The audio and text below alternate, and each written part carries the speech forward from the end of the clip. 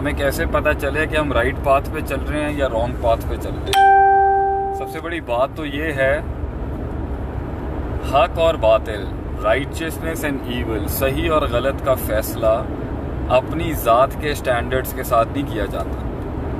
صحیح اور غلط کا فیصلہ کس کرائٹیریا پہ کیا جائے گا، یہ تو دنیا، یہ ویسٹ اور ایسٹ کی بحث ہی یہی ہے۔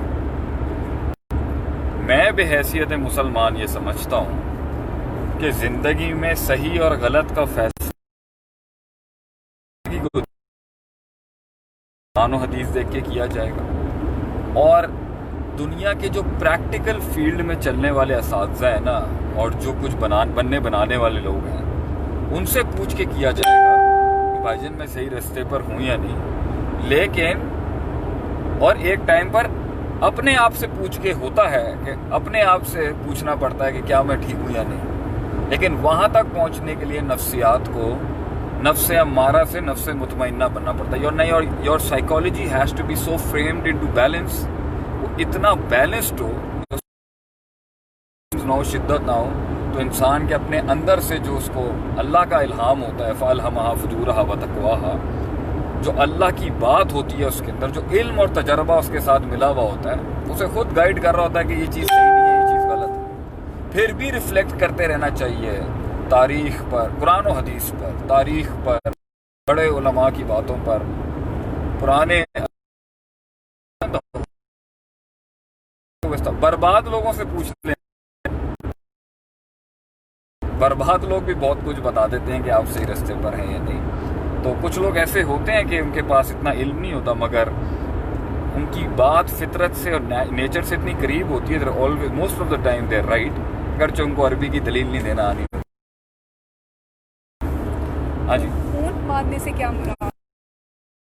یہ ہے کہ جو آپ کے اختیار میں فزیکل ایکزرشن آپ کے ہاتھ میں ہے نا، جو آپ کر سکتے ہیں وہ تو آپ کریں گے نا، پھر اللہ کے اوپر بات چھوڑی جائے گی۔ ایگزام ہے، آپ اپنے لحاظ سے جتنی تیاری کر سکتے ہیں وہ تو آپ 100% دیں نا، پھر اللہ پر چھوڑ دیں۔ اب اس میں پھر ایگزیبٹس کھل جائیں گے، 1 یا 6 مہینے سے تیاری کر رہا ہے، 1 یا 6 دن میں، 1 یا 6 گھنٹے میں، تو کیا تینوں کے رزلٹ ایک جیسے ہو سکتے ہیں؟ تو یقین کی طاقت سے ہو سکتا ہے، وہ 6 مہینے والا بھی پٹ سکتا ہے، یہ بڑی بحث ہے، میں تو تجربے سے بات کر رہا ہوں۔ ہو سکتا ہے وہ 6 مہینے والے نے روز محنت کی ہو، مگر اس کا اللہ پر توکل ہی نہیں تھا۔ ہم اس بات کو کہتے ہیں کہ توکل سے معجزے ہو جاتے ہیں، ہم اس کے قائل ہیں، میں اس کا قائل ہوں، لیکن پھر توکل کا امتحان اللہ پھر اس لیول کا لیتا ہے۔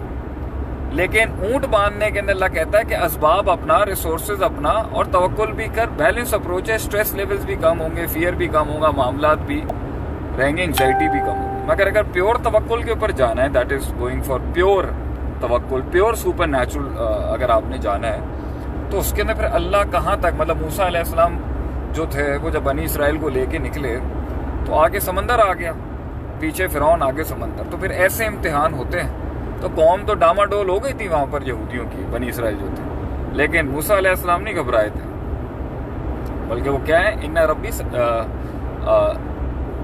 اللہ مجھے ان ربی سیہدی کر کے جو آیت ہے نا، اللہ تعالیٰ مجھے ان قریب ہدایت دے گا، رستہ دکھائے گا مجھے۔